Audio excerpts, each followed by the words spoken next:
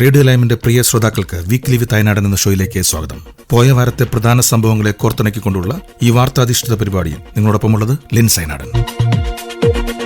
ബ്രിട്ടനിൽ പുതിയ രാഷ്ട്രീയ പാർട്ടി പ്രഖ്യാപിക്കാനൊരുങ്ങി മുൻ ലേബർ പാർട്ടി എം പിയായ ജെറമി കോർബിനും സാറ സുൽത്താനയും. ആഴ്ചയിൽ നീണ്ട ചർച്ചകൾക്ക് ശേഷം ഇടതുപക്ഷ പാർട്ടി രൂപീകരിക്കുന്ന കാര്യത്തിൽ ഇരുവരും ധാരണയിലെത്തിയതായാണ് റിപ്പോർട്ട്. പുതിയ രാഷ്ട്രീയ പാർട്ടിക്ക് ഒരു പേരിട്ടിട്ടില്ലെങ്കിലും യുവർ പാർട്ടി എന്ന പേരിൽ ഒരു ഇടക്കാല വെബ്സൈറ്റ് ഇവർ സംയുക്ത പ്രസ്താവനയിൽ പങ്കുവച്ചിട്ടുണ്ട്. ലോകത്തിലെ ഏറ്റവും സമ്പന്നമായ 6ാമത്തെ രാജ്യത്ത് 4.5 ദശലക്ഷം കുട്ടികൾ ദാരിദ്ര്യത്തിൽ കഴിയുകയാണ്. കുതിച്ചുവരുന്ന ബില്ലുകളിലൂടെ ഭീമൻ കോർപ്പറേറ്റുകൾ സമ്പാദിക്കുകയാണ്. ദരിദ്രർക്ക് പണമില്ല, യുദ്ധത്തിന് പണമുണ്ടെന്ന് സർക്കാർ പറയുകയാണ്. ഇതിനെല്ലാം അർത്ഥം സംവിധാനം ശരിയല്ല എന്ന് തന്നെയാണ്. ഈ അനീതികൾ ഞങ്ങൾക്ക് അംഗീകരിക്കാനാവില്ല, നിങ്ങളും അംഗീകരിക്കരുത്. ഉടൻ തന്നെ ഞങ്ങൾ സ്ഥാപന സമ്മേളനം സംഘടിപ്പിക്കും. നിങ്ങളുടെ പാർട്ടി എങ്ങനെ പ്രവർത്തിക്കണമെന്നതിലും എന്തിനെ പ്രതികരിക്കുന്നതിലും സംഭാവന നൽകാൻ നിങ്ങൾക്കുമാകും, സംയുക്ത പ്രസ്താവനയിൽ ഇരു നേതാക്കളും പറയുന്നു. ശതകോടീശ്വരന്മാർക്ക് വേണ്ടി പ്രവർത്തിക്കുന്ന രാഷ്ട്രീയ സംവിധാനത്തിന് യഥാർത്ഥ ബദൽ സൃഷ്ടിക്കുമെന്ന് ലേബർ പാർട്ടി മുൻ പ്രസിഡന്റും സ്വതന്ത്ര എം പിയുമായ കോർബിൻ നേരത്തെ വ്യക്തമാക്കിയിരുന്നു. 2019 കവൻട്രി സൗത്തിൽ നിന്നുള്ള പാർലമെന്റ് അംഗമായിരുന്ന സാറ സുൽത്താനയും ലേബർ പാർട്ടി വിട്ടിരുന്നു. ഗാസയിൽ ഇസ്രായേൽ നടത്തുന്ന വംശഹത്യയെ സ്ട്രാമർ സർക്കാർ പിന്തുണച്ചതാണ് പാർട്ടി വിടാൻ കാരണമെന്ന് സാറ സുൽത്താൻ പറഞ്ഞത്. ഇന്ത്യ അടക്കമുള്ള വിദേശ രാജ്യങ്ങളിൽ നിന്നുള്ള ജീവനക്കാരുടെ നിയമനങ്ങൾ നിർത്തണമെന്ന് ഗൂഗിൾ, മൈക്രോസോഫ്റ്റ് അടക്കമുള്ള അമേരിക്കയിലെ വൻകിട ടെക് കമ്പനികൾക്ക് നിർദ്ദേശം നൽകി American president Donald Trump. American കമ്പനികൾ ഇപ്പോൾ ചൈനയിൽ ഫാക്ടറികൾ നിർമ്മിക്കുന്നതിനോ ഇന്ത്യൻ ടെക് തൊഴിലാളികൾ ജോലി നൽകുന്നതിനോ പകരം വീട്ടിൽ തൊഴിലവസരങ്ങൾ സൃഷ്ടിക്കുന്നതിലാണ് കൂടുതൽ ശ്രദ്ധ കേന്ദ്രീകരിക്കുന്നതെന്നായിരുന്നു ട്രംപിന്റെ നിർദ്ദേശം. കഴിഞ്ഞ ആഴ്ച വാഷിംഗ്ടണിൽ നടന്ന ഒരു AI ഉച്ചകോടിയിൽ സംസാരിക്കുകയായിരുന്നു ട്രംപ്. ടെക് വ്യവസായത്തിന്റെ ആഗോളവാദ സമീപനത്തെയും ട്രംപ് വിമർശിച്ചു. ഈ സമീപനം പല അമേരിക്കക്കാരെ അവഗണിക്കുന്നതായും തോന്നിയിട്ടുണ്ടെന്ന് ട്രംപ് പറഞ്ഞു. ആർട്ടിഫിഷ്യൽ ഇന്റലിജൻസുമായി ബന്ധപ്പെട്ട 3 പുതിയ എക്സിക്യൂട്ടീവ് ഉത്തരവുകളിൽ ട്രംപ് ഒപ്പുവച്ചിട്ടുണ്ട്. അമേരിക്കയിൽ AI വികസനം വർദ്ധിപ്പിക്കുന്നതിനും അതിന്റെ പുരോഗതിയെ മന്ദഗതിയിലാക്കുന്ന തടസ്സങ്ങൾ കുറയ്ക്കുന്നതിനുമുള്ള ഒരു ദേശീയ തന്ത്രമാണ് ഇതിൽ പ്രധാനം. അതേസമയം കുടിയേറ്റം യൂറോപ്പിന് ഇല്ലാതാക്കുകയാണെന്ന് US പ്രസിഡന്റ് ഡൊണാൾഡ് ട്രംപ് പറഞ്ഞു. അതിനെതിരെ യൂറോപ്യൻ രാജ്യങ്ങൾ സഹവർത്തിത്തോടെ പ്രവർത്തിക്കണമെന്നും ട്രംപ് പറഞ്ഞു. യൂറോപ്യൻ രാജ്യങ്ങൾ ഈ ഭയാനകമായ അധിനിവേശം നിർത്തലാക്കുന്നതിനാണ് നല്ലതെന്നും ഇല്ലെങ്കിൽ യൂറോപ്പ് ഇല്ലാതാകുമെന്നും ട്രംപ് മുന്നറിയിപ്പ് നൽകി. സ്കോട്ട്ലൻഡിൽ മാധ്യമപ്രവർത്തകരോട് സംസാരിക്കുകയായിരുന്നു ട്രംപ്. ഐക്യരാഷ്ട്രയുടെ 2020 കണക്കനുസരിച്ച് 87 മില്യൺ വിദേശ കുടിയേറ്റക്കാരാണ് യൂറോപ്പിലുള്ളത്. ജനുവരിയിൽ പ്രസിഡന്റ് സ്ഥാനത്തെത്തിയ ശേഷം അമേരിക്കയിൽ കുടിയേറ്റക്കാർക്കെതിരെ കടുത്ത നടപടികളാണ് ട്രംപ് ആവിഷ്കരിച്ച് നടപ്പാക്കുന്നത്.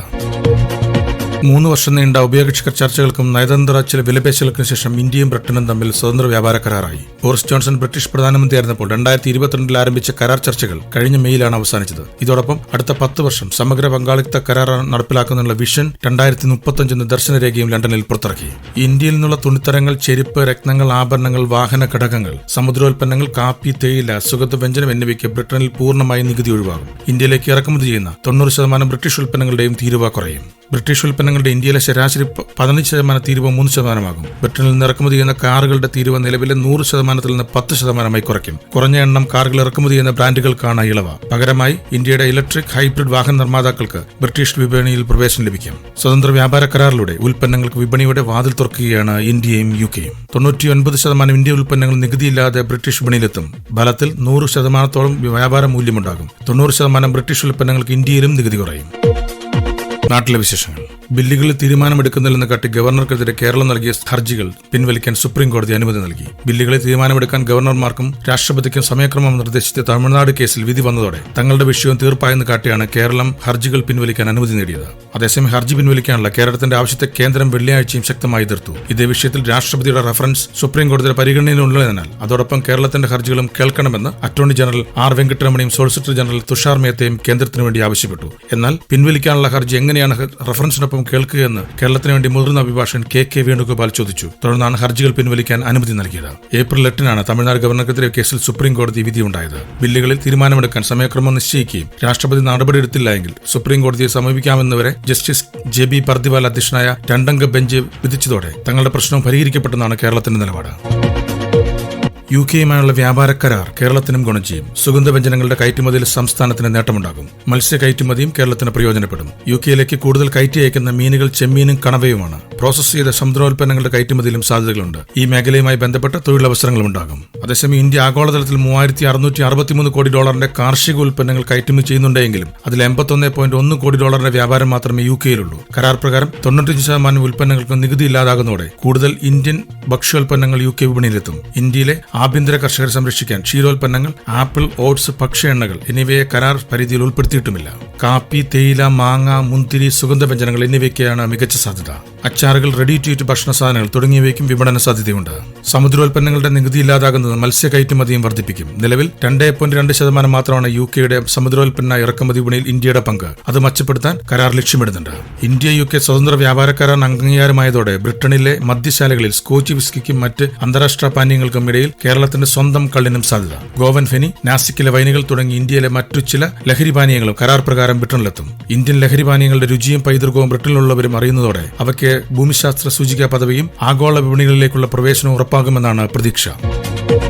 കായിക വിശേഷങ്ങൾ. കേരളത്തിൽ കളിക്കാനുള്ള മന്ത്രിതല ചർച്ചകൾ സജീവമായി നടക്കുന്നതായി Argentina football team marketing director Leandro Peterson. അടുത്ത ലോകകപ്പിന് മുൻപ് ടീം കേരളത്തിലെത്തുമെന്നാണ് പ്രതീക്ഷയെന്നും അദ്ദേഹം ദുബായിൽ പറഞ്ഞു. ലുലു ഫിനാൻഷ്യൽ ഹോൾഡിംഗ്സുമായി ധാരണാപത്രം ഒപ്പിടുന്ന ചടങ്ങിൽ സംസാരിക്കുകയായിരുന്നു ലിയാൻഡ്രോ. കേരളത്തിൽ അർജന്റീന ആരാധകർ ഏറെയുണ്ടെന്നാണ് അഭിമാനകരമാണ്. അവരുടെ മുന്നിൽ കളിക്കുന്ന സന്തോഷകരമാണ്. ഇനി വരുന്ന ലോകകപ്പ് കളിക്കാൻ ലയണൽ മെസ്സി ശാരീരികമായി തയ്യാറാണ്. അദ്ദേഹം കളിക്കുമെന്ന് തന്നെയാണ് കരുതുന്നതെന്നും അദ്ദേഹം വ്യക്തമാക്കി. അർജന്റീന ടീം വൈകാതെ തന്നെ കേരളത്തിലെത്തുമെന്ന് ലുലു ഹോൾഡിംഗ് സ്ഥാപകനും മാനേജിംഗ് ഡയറക്ടറുമായ അദീബ് അഹമ്മദും പറഞ്ഞു. ലുലു എക്സ്ചേഞ്ചുമായി ഇന്ത്യയിൽ അർജന്റീന ടീമിന്റെ മത്സരങ്ങൾ നടത്താനുള്ള സാധ്യതകൾ ചർച്ച ചെയ്തു വരികയാണ്. ഇന്ത്യയും GCCയും ഉൾപ്പെടെ 10 രാജ്യങ്ങൾ അർജന്റീന ഫുട്ബോൾ അസോസിയേഷനുമായി സഹകരിക്കുന്നതിനാണ് ഇരുകൂട്ടരും ധാരണയിലെത്തിയിരിക്കുന്നത്. അർജന്റീന ദേശീയ ടീം കോച്ച് ലയണൽ സ്കലോണിയും ചടങ്ങിൽ സംബന്ധിച്ചു. ഒക്ടോബറിൽ ലയണൽ മെസ്സിയും ടീമും കേരളത്തിൽ കളിക്കാനെത്തുമെന്നാണ് ഈ വർഷം ആദ്യമാണ് കായികമന്ത്രി V. അബ്ദുറഹ്മാൻ പ്രഖ്യാപിച്ചത്. എന്നാൽ എന്നാണ് ടീം കേരളത്തിലെത്തുന്നത് വ്യക്തമാക്കിയിട്ടുമില്ല. ചരിത്രത്തിലാദ്യമായി ഫിഡെ വനിതാ ചെസ് ലോകകപ്പ് കിരീടം ഇന്ത്യയിലേക്ക്. ദിവ്യ ദേശ്മുഖിന് പിന്നാലെ കൊനേരു ഹംപിയും ഫൈനൽ കടന്നതോടെയാണ് ചാമ്പ്യൻഷിപ്പിൽ ഇന്ത്യൻ താരങ്ങൾ ആദ്യ 2 സ്ഥാനങ്ങൾ ഉറപ്പാക്കിയത്. ആവേശകരമായ 2ാം സെമിയിൽ ഹംപി ചൈനയുടെ ഗ്രാൻഡ് മാസ്റ്റർ ടെയ്റ്റ് ഡിൻജിയെ ടൈ ബ്രേക്കറിൽ കീഴ്പ്പെടുത്തി. ചൈനയുടെ മുൻ ലോക ചാമ്പ്യൻ ടാൻ സോങ് കീഴടക്കിയാണ് ദിവ്യ ഫൈനലിൽ കടന്നത്. 2 ഇന്ത്യക്കാരും മത്സരിക്കുന്ന ഫൈനലിലെ ആദ്യ ഗെയിം 26-നും 2ാം ഗെയിം 27-നും നടക്കും. സമനില വന്നാൽ 28-ന് ടൈ ബ്രേക്കറിലെ വിജയം നിശ്ചയിക്കും. ഈ ആഴ്ചയിലെ വാർത്താധിഷ്ഠിത പരിപാടി ഇവിടെ അവസാനിക്കുന്നു. അടുത്ത ആഴ്ച ഇതേ സമയം നിങ്ങളോടൊപ്പം ഉണ്ടാകുന്ന പ്രതീക്ഷയോടെ നിങ്ങളുടെ സ്വന്തം ലിൻസ് അയനാടൻ.